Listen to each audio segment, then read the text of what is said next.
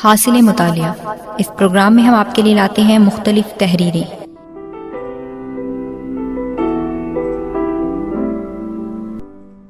اس تحریر کا انتخاب ہم نے ہفتہ روزہ فرائیڈے اسپیشل سے کیا ہے۔ یوں تو مولانا لڑائی بھڑائی سے بہت دور رہتے تھے اور کبھی کسی سے ان کی معاصرانہ چشمک نہیں ہوئی، مگر وہ تھے بڑے دبنگ آدمی۔ کچھ زیادہ عرصہ نہیں ہوا کہ صدر ایوب نے جب پنجابی میں تقریر کی تو مولانا نے انہیں برملا ٹوک دیا کہ انہیں قومی زبان اردو میں تقریر کرنی چاہیے تھی، اور اس پر بھی توجہ دلائی تھی کہ اسلامی جمہوریہ پاکستان میں سے لفظ اسلامی کیوں ساکت کیا گیا۔ صدر ایوب مولانا کی اس جرأت مندانہ تنقید سے ناخوش نہیں ہوئے، جیسا کہ ان کے اس پیغام سے ظاہر ہوتا ہے جو انہوں نے مولانا کے انتقال پر دیا۔ ذرا دل پر ہاتھ رکھ کر کہیے کہ ہم میں سے کتنے ہمت رکھتے ہیں کہ صدر پاکستان کو اس بے باکی سے ٹوک دیں۔ آئین جواں مرداں حق گوئی و بے باکی، اللہ کے شیروں کو آتی نہیں روباہی۔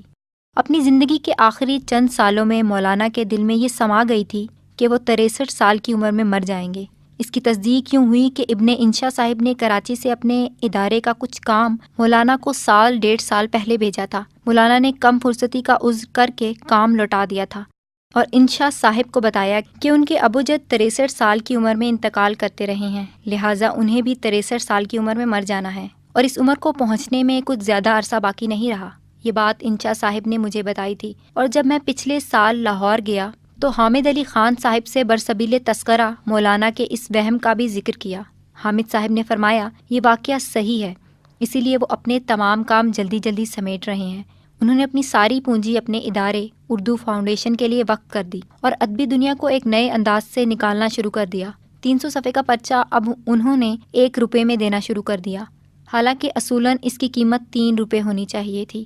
اخبار فروشوں کو کمیشن وغیرہ دینے کے بعد 9 آنے کا پڑتا تھا، لہٰذا ادبی دنیا کی دھوم مچ گئی اور ہر اشاعت کے بعد اس کی تعداد دگنی ہوتی چلی گئی۔ یقیناً نقصان بھی دگنا ہوتا چلا گیا۔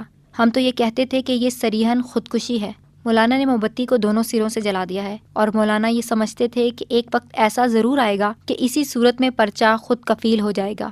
وہ کہتے تھے کہ میں اپنی اولاد کے فرائض سے سبک دوش ہو چکا ہوں، میرا ایک مکان اور رہ گیا ہے، میں اسے بھی بیچ کر اس تجربے میں لگا دوں گا۔ 63 سال کی حد اب قریب آ چکی ہے، اپنے سامنے ہی ادبی دنیا کی بنیادیں استوار کر دینا چاہتا ہوں۔ اگر مولانا کو موت فرصت دیتی تو یقیناً وہ اپنے تجربے میں کامیاب بھی ہو جاتے، مگر 63 سال پورے ہو گئے اور مولانا کا اندیشہ پورا ہو گیا۔